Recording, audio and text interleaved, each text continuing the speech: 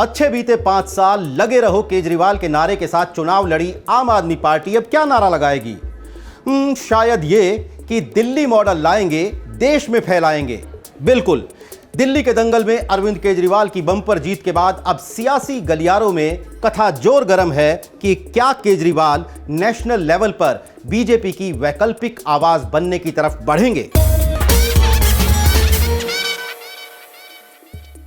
यह एक जाहिर सवाल भी है और एक अति महत्वाकांक्षी सवाल भी। जाहिर यानी ऑब्वियस सवाल यूं कि 2014 के लोकसभा चुनाव के बाद से ही विपक्ष एक ऐसे नेता की तलाश में है जो प्रधानमंत्री नरेंद्र मोदी के बरक्स एक वैकल्पिक आवाज बन सके।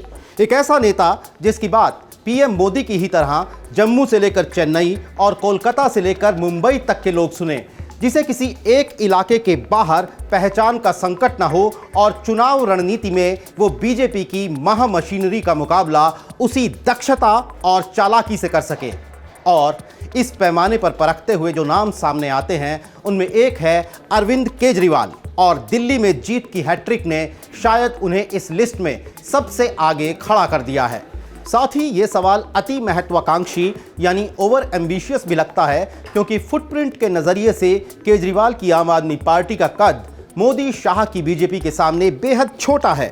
बीजेपी भले ही एक के बाद एक विधानसभा चुनाव हार रही हो, लेकिन नेशनल लेवल पर प्रधानमंत्री नरेंद्र मोदी की लोकप्रियता देश के हर सर्वे में नंबर 1 पर है। आपके पास संघ की शक्ल में कोई परंपरागत बैकअप नहीं है जिसकी जड़ें आम जनमानस के भीतर तक फैली हों। तो फिर क्यों केजरीवाल में लोग उस नेता को तलाश रहे हैं जो पीएम मोदी से आंख मिला सकता है? पहली वजह गवर्नेंस मॉडल।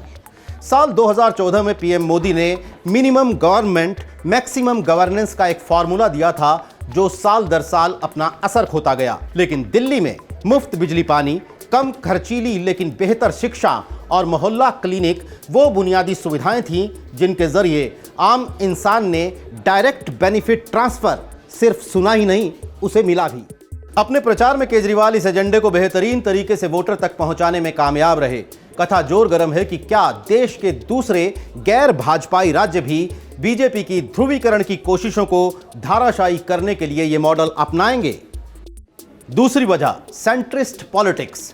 दिल्ली में शाहीन बाग को लेकर मिला जुला रवैया और जनसभाओं तक में हनुमान चालीसा के पाठ ने केजरीवाल को सेंट्रिस्ट पॉलिटिक्स के बड़े खिलाड़ी के तौर पर उभारा।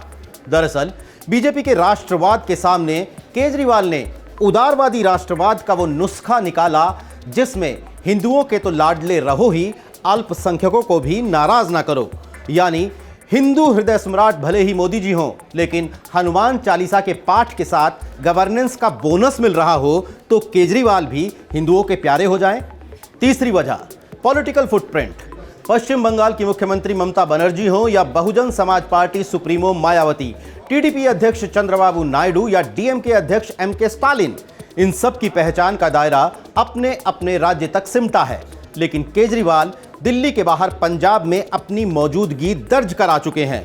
वो गुजरात और यूपी जैसे राज्यों में भी चुनाव लड़ चुके हैं। एक फायदा ये कि दिल्ली भले ही आधा अधूरा राज्य हो, लेकिन राजधानी होने के नाते दिल्ली की धमक देश भर में है।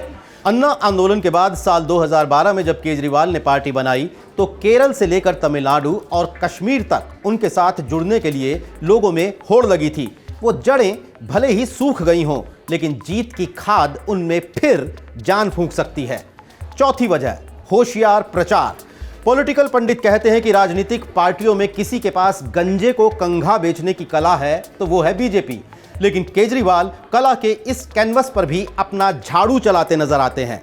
दिल्ली के पूरे प्रचार में वो बीजेपी के हर दांव को चालाकी से झेलते नजर आए।